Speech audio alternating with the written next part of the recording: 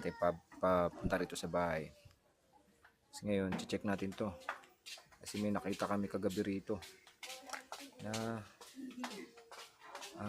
parang may something dito na nakaharang kaya di makatagos yung kuryente. Yan. Hindi nakasalpak ng mga yung spark plug kasi may nakaharang dun.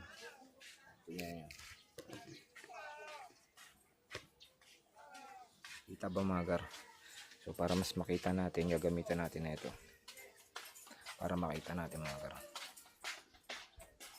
Ito pala. Yan. Bigyan natin ha. Yan mga gar.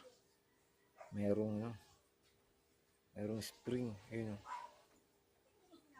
May spring. Ano yan? May ano yan? Aksidenteng nalaglag dyan or may naglagay dyan. Kasi sakto yung bilog niya. Pero dapat wala yan. Kasi nga ano yan. Tatama dyan yung spark plug cap. Kaya hindi magano yung kuryente kasi hindi makasalpak ng maayos. So baklasin natin muna yung magara. Titignan natin kung bakit may spring dyan sa gitna. Ay dyan sa ano yun, sa loob na yun. Aray ko. Baklasin natin muna.